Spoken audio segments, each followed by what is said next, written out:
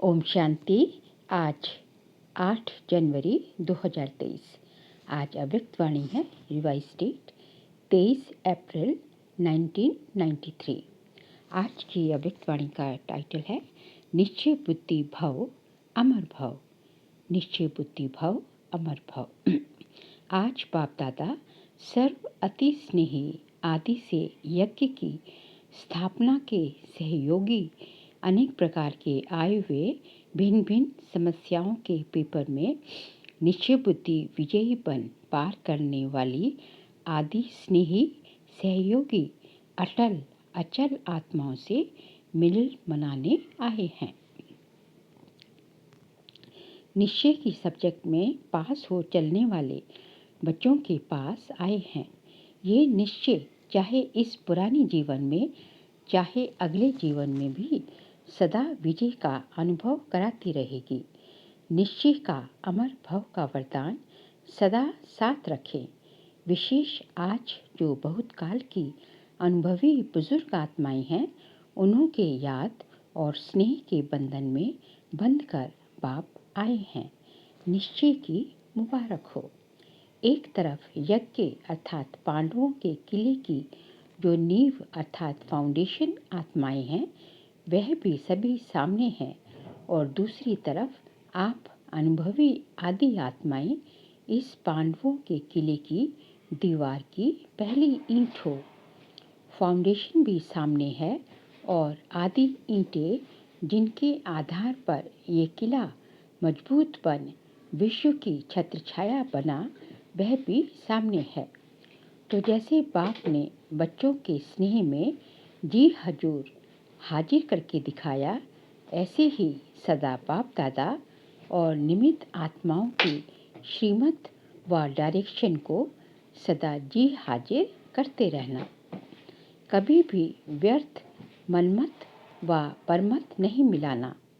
हाजिर हजूर को जान श्रीमत पर उठते चलो। समझा? अच्छा, मधुबन निवासियों को सेवा की मुबारक देते हुए बाप दादा बोले, अच्छा, विशेष मधुबन निवासियों को बहुत बहुत मुबारक हो। सारा सीजन अपनी मधुरता और अथक सेवा से सर्व की सेवा के निमित्त बने। तो सबसे पहले सारे सीजन में निमित्त सेवाधारी विशेष मधुबन निवासियों को बहुत बहुत मुबारक। मधुबन है ही मधु अर्थात मधुरता। तो मधुरता सर्व को बाप के स्नेह में लाती है। इसलिए चाहे हॉल में हो चाहे चले गए हों, लेकिन सभी को विशेष एक एक डिपार्टमेंट को बाप दादा विशेष मुबारक सेवा की दे रहे हैं, और सदा अथक भव मधुर भव के वरदानों से बढ़ते उठते चलो। अव्यक्त बाप दादा की पर्सनल मुलाकात। पहला है, अलबेलापन कमजोरी लाता है, इसलिए अलर्ट रहो। सभी संगम युग की श्रेष्ठ आत्माएं होना। संगम युग की विशेषता क्या है जो किसी भी युग में नहीं है? संगम युग की विशेषता है, एक तो प्रत्यक्ष फल मिलता है और एक का पदम गुना प्राप्ति का अनुभव इसी जन्म में ही होता है। प्रत्यक्ष फल मिलता है ना। अगर एक सेकंड भी हिम्मत रखते हो तो मदद कितने समय तक मिलती रहती है। किसी एक की भी सेवा करते हो तो खुशी कितनी मिलती है। तो एक की पदम गुना प्राप्ति अर्थात प्रत्यक्ष फल इस संगम पर मिलता है। तो ताज़ा फ्रूट खाना अच्छा लगता है ना। तो आप सभी प्रत्यक्ष फल अर्थात ताज़ा फल खाने वाले हो, इसलिए शक्तिशाली हो। कमज़ोर तो नहीं है ना, सब पावरफुल है। कमज़ोरी को आने नहीं देना। जब तंदुरुस्त होते हैं तब कमज़ोरी स्वतः ही खत्म हो जाती है। सर्वशक्तिवान बाप द्वारा सदा शक्ति मिलती रहती है, तो कमज़ोर कैसे होंगे? कमज़ोरी आ सकती है, कभी गलती से आ जाती है। जब कुंभकर्ण की नींद में अलबेले होकर सो जाते हैं तब आ सकती है, नहीं तो नहीं आ सकती। आप तो अलर्ट हो ना। अलबेले हो क्या? सभी अलर्ट हैं, सदा अलर्ट है। संगम युग में बाप मिला, सब कुछ मिला, तो अलर्ट ही रहेंगे ना। जिसको बहुत प्राप्तियां होती रहती हैं वो कितना अलर्ट रहते हैं। रिवाजी बिजनेसमैन को बिजनेस में प्राप्तियां होती रहती हैं तो अलबेला होगा या अलर्ट होगा। तो आपको एक सेकंड में कितना मिलता है, तो अलबेले कैसे होंगे? बाप ने सर्वशक्तियाँ दे दी। जब सर्वशक्तियाँ साथ है तो अलबेलापन नहीं आ सकता है। सदा होशियार, सदा खबरदार रहो। यूके को तो बाप दादा कहते ही हैं ओके। तो जो ओके अर्थात बिल्कुल ठीक होगा, वह जब अलर्ट होगा तब तो ओके होगा ना। फाउंडेशन पावरफुल है, इसलिए जो भी टालियाँ निकली हैं वह भी शक्तिशाली हैं। विशेष बाप दादा ने, ब्रह्मा बाप ने अपने दिल से लंदन का पहला फाउंडेशन डाला है। ब्रह्मा बाप का विशेष लाडला है, तो आप प्रत्यक्ष फल के सदा अधिकारी आत्माएं हो। कर्म करने के पहले फल तैयार है ही, ऐसे ही लगता है ना, या मेहनत लगती है। नाचते गाते फल खाते रहते हो, वैसे भी डबल विदेशियों को फल अच्छा लगता है ना। बाप दादा भी यूके अर्थात सदा ओके रहने वाले बच्चों को देख हर्षित होते हैं। अपना ये टाइटल सदा याद रखना, ओके। ये कितना बढ़िया टाइटल है। सभी सदा ओके रहने वाले और औरों को भी अपने चेहरे से, वाणी से, वृत्ति से ओके बनाने वाले।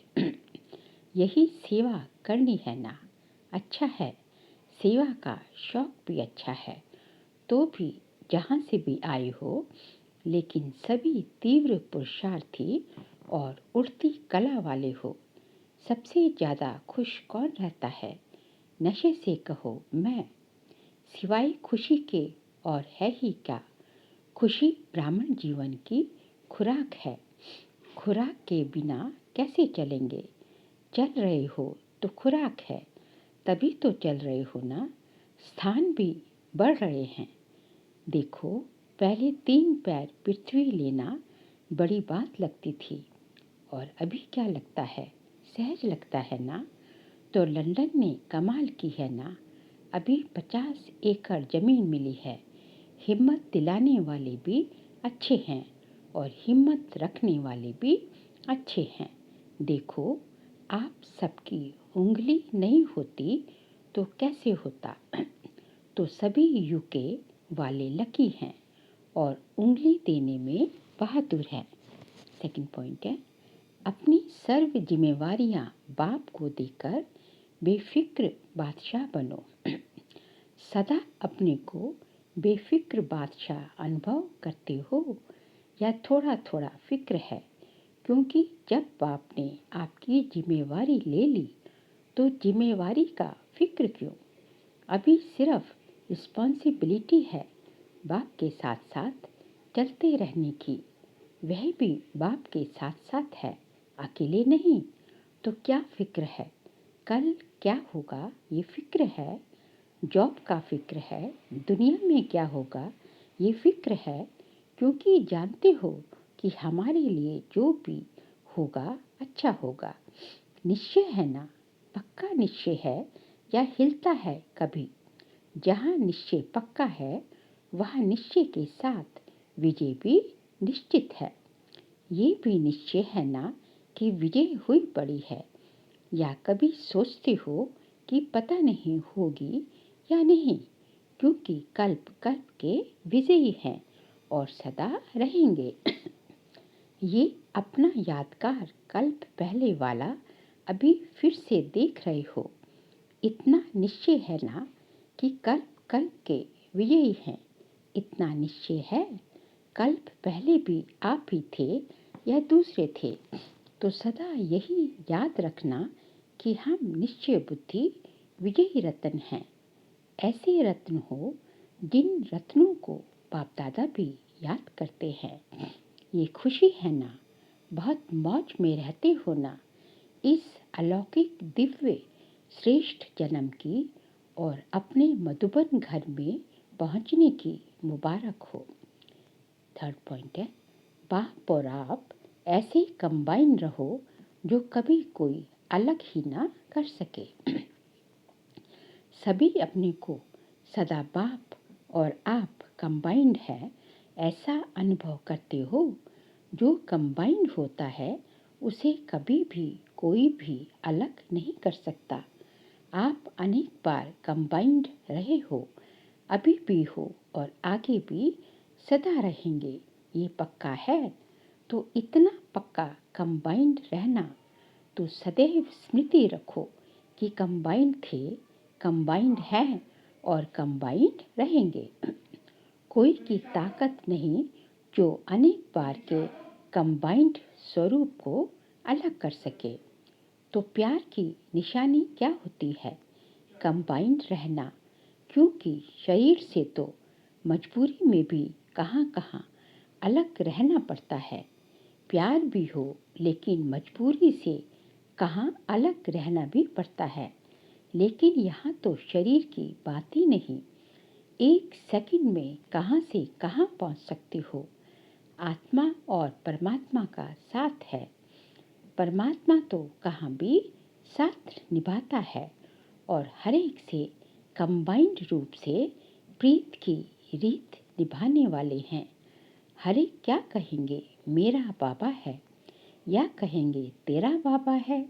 हर एक कहेगा मेरा बाबा है। तो मेरा क्यों कहते हो?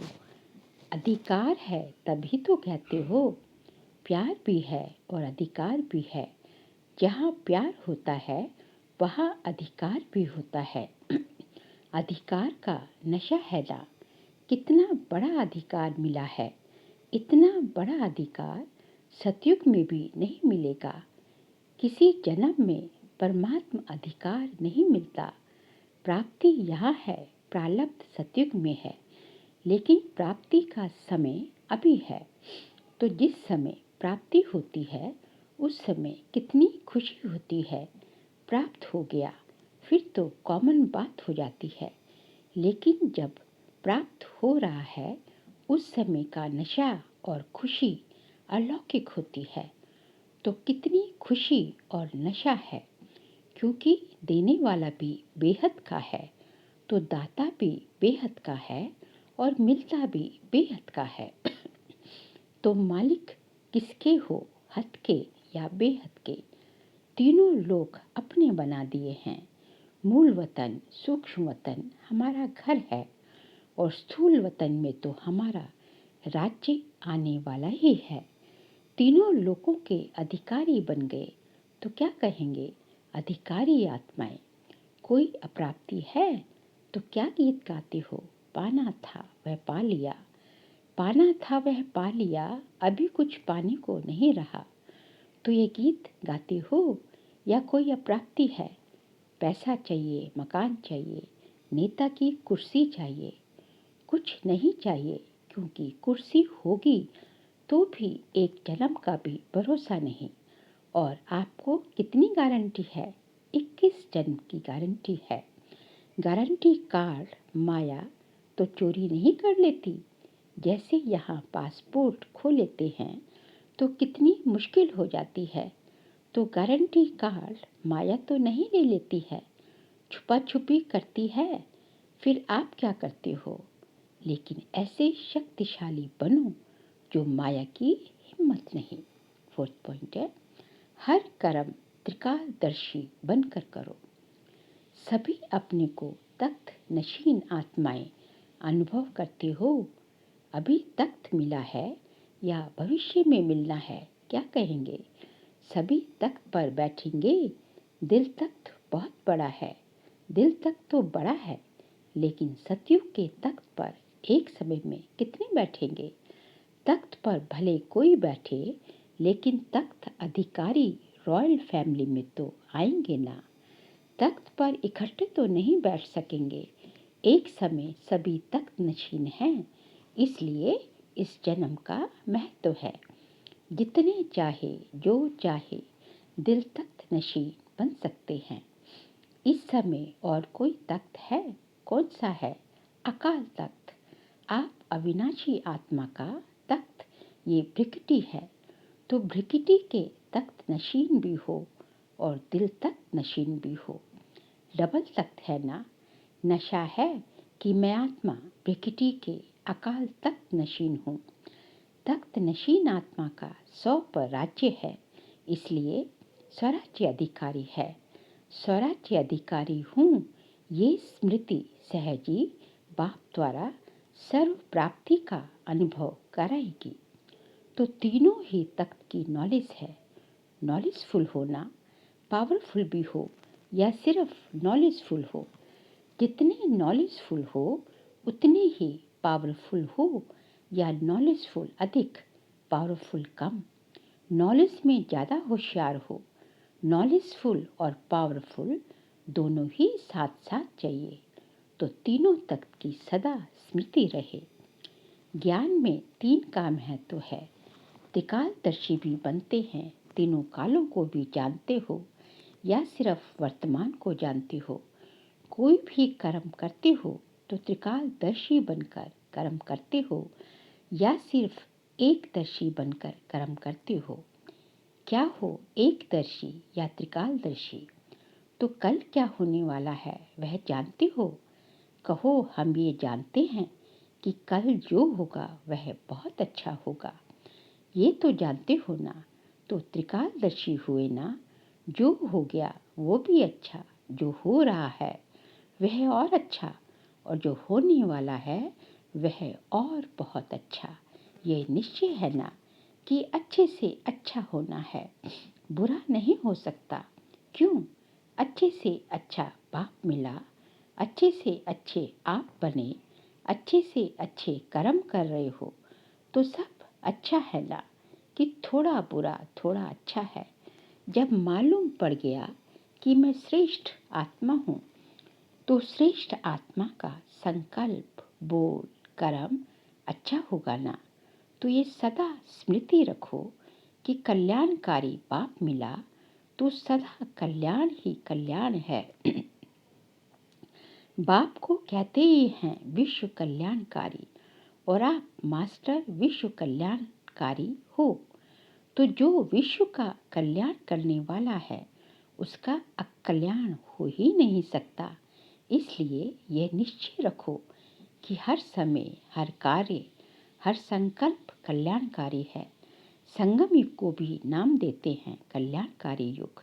तो अकल्याण नहीं हो सकता। तो क्या याद रखेंगे?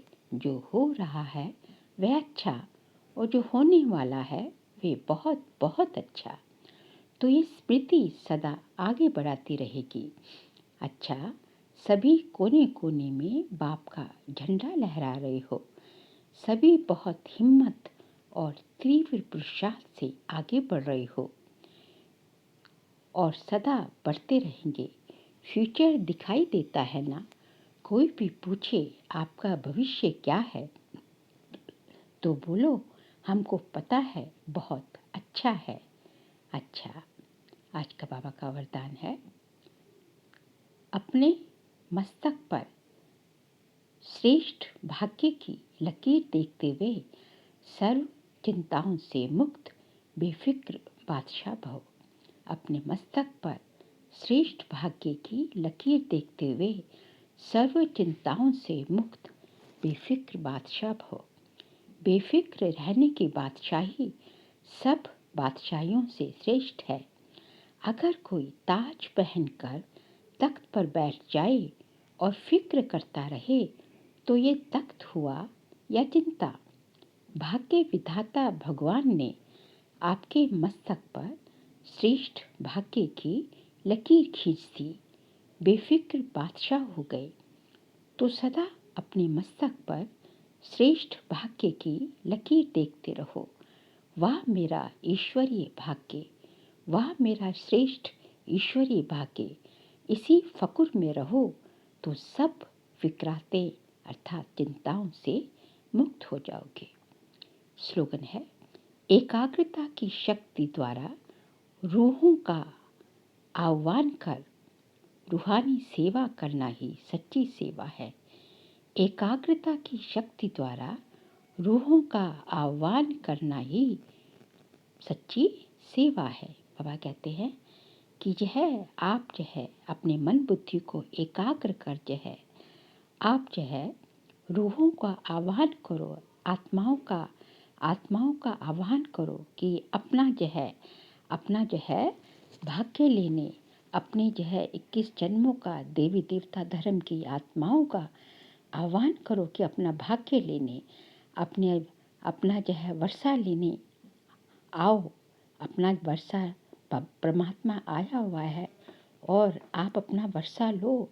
तो जब आप मन बुद्धि की एकाग्रता की शक्ति द्वारा इस तरह रूहों का आह्वान करोगे तो वो निश्चय ही आपकी आपकी पुकार सुनकर जो आपके संकल्प उन आत्माओं तक आत्माओं में वायुमंडल में जरूर जाएंगे और आत्माओं तक पहुँचेंगे और वो उनको ऐसा महसूस होगा, उनको ऐसा टच होगा कि कोई हमें बुला रहा है कि यहाँ आओ। क्योंकि आदि में भी सब कुछ हुआ था और अभी भी ये सब कुछ ही होना है। तो इस तरह आप रूहानी सेवा के भागी बनते जाएंगे। और बाबा कहते हैं यही सेवा, यही रूहानी सेवा सच्ची सेवा है। अच्छा, ओम शांति।